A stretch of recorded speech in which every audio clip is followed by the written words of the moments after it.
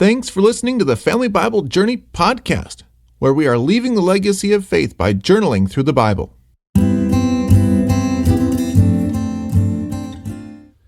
This is episode 168, season 1 of the Family Bible Journey New Testament podcast. Today we're looking at Acts chapter 27.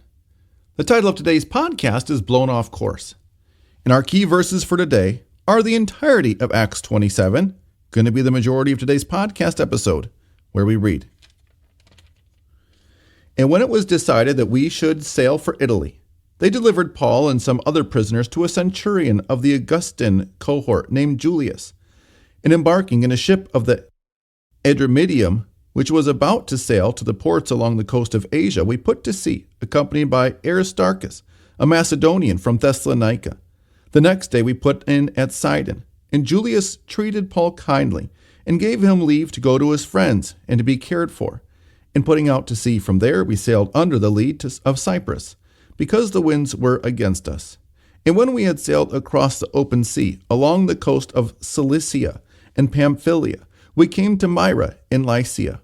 There the centurion found a ship of Alexandria, sailing for Italy, and put us on board. We sailed slowly for a number of days, and arrived with difficulty off Cnidus. And as the wind did not allow us to go further, we sailed under the lee of Crete off Salmone. Coasting along it with difficulty, we came to a place called Fair Havens, near which was the city of Lasea. Since much time had passed and the voyage was now dangerous because even the fast was already over, Paul advised them, saying, "Sirs, I perceive that the voyage will be with injury and much loss, not only of the cargo and the ship, but also of our lives." But the centurion paid more attention to the pilot and to the owner of the ship than to what Paul said. And because the harbor was not suitable to spend the winter in, the majority decided to put out to sea from there, on the chance that somehow they could reach Phoenix, a harbor of Crete, facing both southwest and northwest, and spend the winter there. Now when the south wind blew gently, supposing that they had obtained their purpose, they weighed anchor and sailed along Crete, close to the shore. But soon a tempestuous wind called a nor'easter struck down from the land.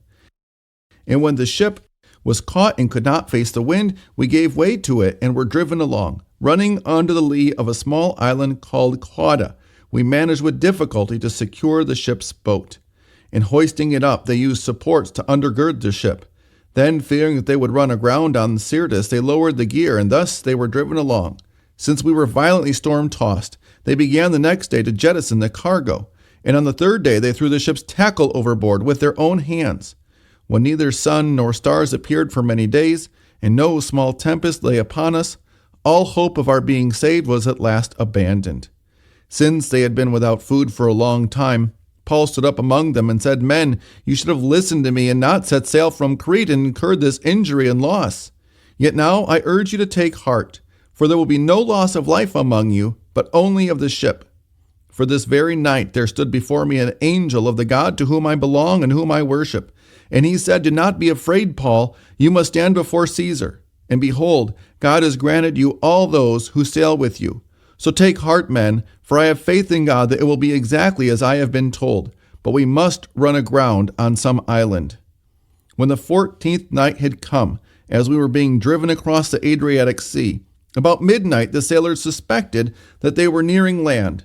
So they took a sounding and found 20 fathoms. A little further on they took a sounding again and found 15 fathoms. And fearing that we might run on the rocks, they let down 4 anchors from the stern and prayed for day to come. And as the sailors were seeking to escape from the ship, and had lowered the ship's boat into the sea under pretense of laying out anchors from the bow, Paul said to the centurion and to the soldiers, 'Unless these men stay in the ship, you cannot be saved.'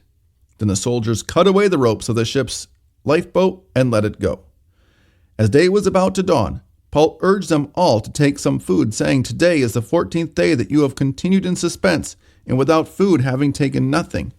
Therefore I urge you to take some food, for it will give you strength, for not a hair is to perish from among the head of any of you.' And when he had said these things, he took bread, and giving thanks to God in the presence of all, he broke it and began to eat. Then they all were encouraged and ate some food themselves. We were in all 276 persons in the ship. And when they had eaten enough, they lightened the ship, throwing out the wheat into the sea. Now when it was day, they did not recognize the land, but they noticed a bay with a beach on which they planned, if possible, to run the ship ashore. So they cast off the anchors and left them in the sea, at the same time loosening the ropes that tied the rudders. Then hoisting the foresail to the wind, they made for the beach, but striking a reef, they ran the vessel aground. The bow stuck and remained immovable, and the stern was being broken up by the surf. The soldiers' plan was to kill the prisoners lest any should swim away and escape. But the centurion, wishing to save Paul, kept them from carrying out their plan. He ordered those who could swim to jump overboard first and make for the land, and the rest on planks or on pieces of the ship. And so it was that all were brought safely to land. This is the word of the Lord. So here we have Paul finally gets to sail to Rome, and on the way there is a shipwreck. And there are a few notes that I have here in this section that I want to share with you, because it is human nature for us to doubt the plans of God when we do not understand exactly what it is that He is up to, especially when the storms of life seem to blow us off course. And when it seems that we are blown off course, it is so important for us as people of faith to recognize that when things don't work out according to our plan, all that means is that our plan was not God's plan. And we think of those times when things that are beyond our control change, and our plans must change. It is so easy for us, and I'm going to put myself first and foremost on the list, by the way, for this, that when things don't work out according to our plan or our purposes, that it is so easy for us to get frustrated, to get mad, to blame people, to not understand what's going on. And the reality is, we can be driven by our own doubts and lack of understanding into a very deep and dark place. But whenever things don't work out the way that we hoped they would, instead of thinking that something is wrong or that somehow Satan has won the day, it is healthier for us as the people of God to think of those unexpected changes in life as a heavenly redirection. That's right, that God has for His own purposes and reasons that we may not ever on this side of eternity come to understand, changed our course for us. Because apparently the way that we were going was not His intent for our future. And so Paul here in this storm and in this shipwreck is experiencing a heavenly redirection, not being blown off course as much as being given a wonderful opportunity to share his faith with over 200 passengers of this boat, demonstrating the power of God to save them even when they are set adrift for 2 entire weeks in the Mediterranean Sea on a little wooden boat that is out of control, saving the lives of all of the passengers because God had mercy on them and their voyage, even in the midst of this unbelievable storm. And so a couple of the notes for those of you who are journaling with us through the Bible. One note on verse 23, it says, this is one of our words of wisdom section. Again, it's one of those black ink, all capitalized WOW sections. It says, when night is darkest, light shines the brightest. And it is absolutely true that we are most appreciative of the light that we have when things are dark.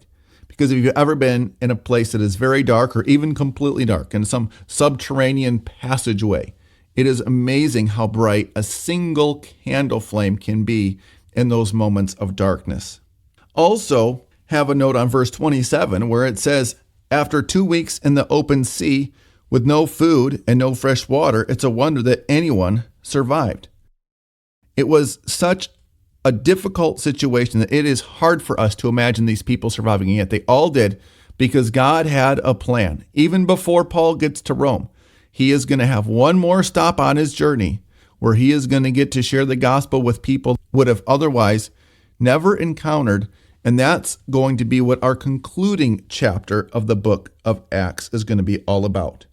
Paul bringing an entire island nation to faith, even before being delivered to Rome, which is his ultimate destination. Thank you for listening to the podcast, and a special thank you to all whose financial contributions make this ministry work. If you would like to support our podcast, So that others can be blessed by the family Bible journey as you are, go to our website, familybiblejourney.com, where you can make a one-time contribution, or better yet, become one of our monthly sponsors. Our blessing for today. When the storms of life seem to blow you off course, may you embrace the challenge as a heavenly redirection for your life. Amen.